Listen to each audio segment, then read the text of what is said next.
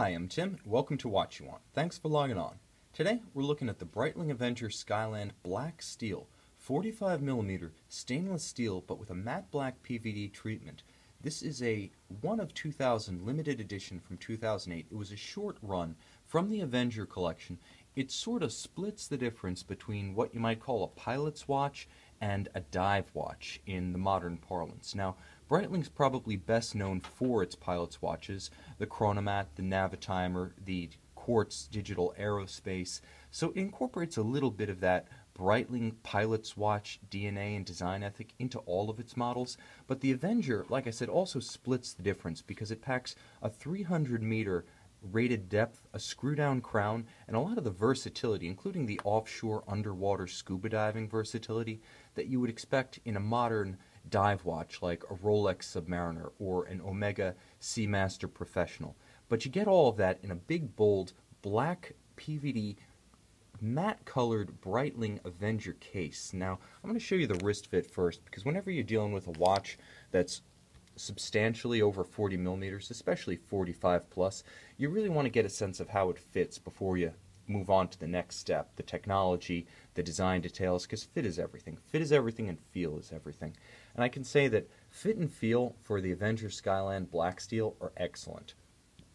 First and foremost, the watch is 45 millimeters across and it wears true to size, but more in terms of height and mass on the wrist than outright span. You can see the lugs are very close coupled to the case. They don't extend the diameter of the case very much. They don't project very far. If we were talking in automotive style terms, this one has short overhangs, which means that when you combine it with this very supple, vulcanized natural rubber strap that Breitling provides, it really gives you a very fit. It gives you a fit that's ergonomic, that's comfortable, that's well suited to jumping in the surf, getting wet. It's not going to chafe. It's not going to pinch skin at the lugs. There's a lot of space right there. This is the feel you want if you're going to be jumping into wet sand, if you're going to be wearing this thing on a sweaty wrist on a hot day. As a sports watch, this is a real triumph on the wrist. Granted, because of the aggressive look, those projecting rider tabs above the tall bezel, the fact that the watch is over 15 millimeters thick, this is probably not a formal reference, or at least not one to wear under a tight sleeve or a cuff. It's not going to clear, but it does look the business, and it gives you a unique look that you simply can't get in a Rolex. While Omega is beginning to offer black ceramic watches, there's no exact equivalent to this in the Omega catalog right now in terms of size, volume, price, and sporting character. And the Speedmaster Dark Side of the Moon definitely isn't the exact counterpart to this, at least in terms of style, feel, and attitude. This is just more aggressive. This is a little bit bolder, a little bit more rough-edged than the Speedmaster. This one's a little bit impolite, if you will. And also, Rolex just doesn't offer any kind of blackened case whatsoever. So if you want the dark watch, the murdered-out watch look, dial, bezel, case, and strap, this is your only option. Rolex simply doesn't give you one unless you want to go aftermarket. But this watch is all factory, and the factory gives you a lot. Now that we've talked about the fit and the feel of the ergonomics, now I should add my wrist is 6 1/3 inches, 16 centimeters, just for back reference, those of you who are keeping score at home.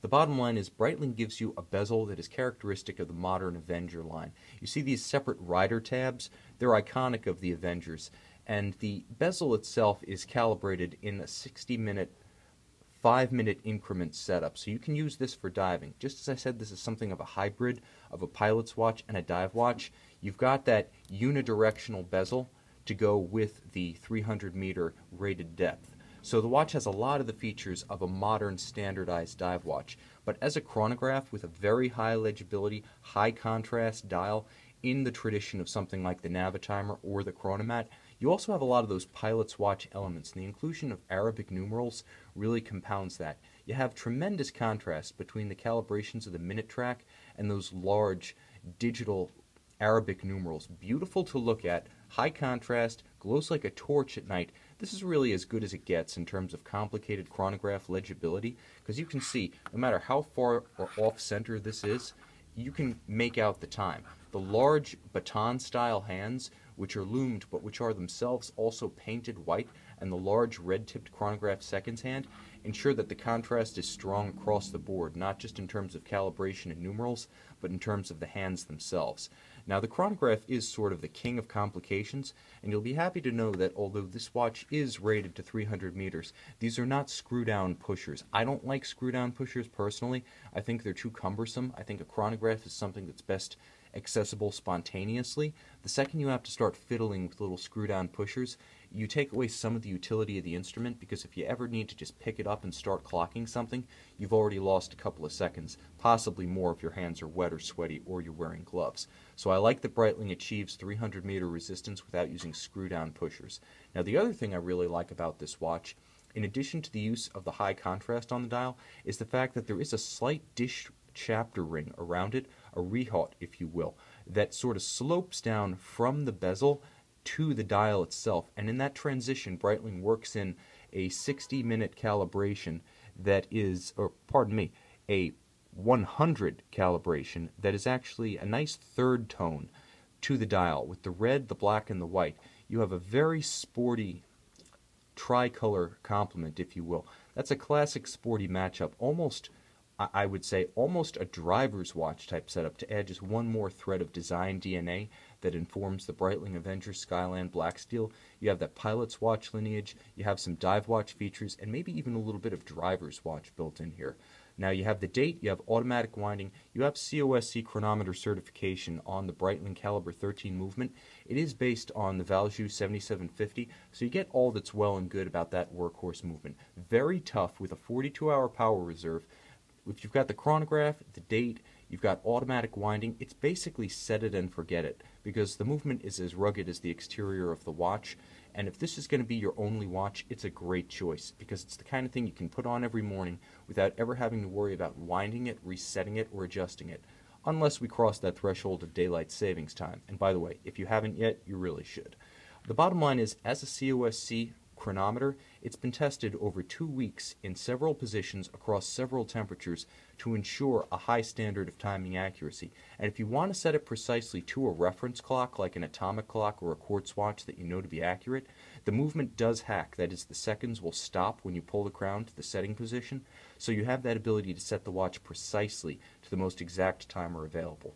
Now, this watch is available from watchyouwant.com, just as you see here, with plenty you don't. This watch comes with full Breitling accessories, all the boxes, papers, manuals, and documents of provenance that would have been included had you bought this watch at the Breitling boutique as a limited edition in 2008. All of those are included.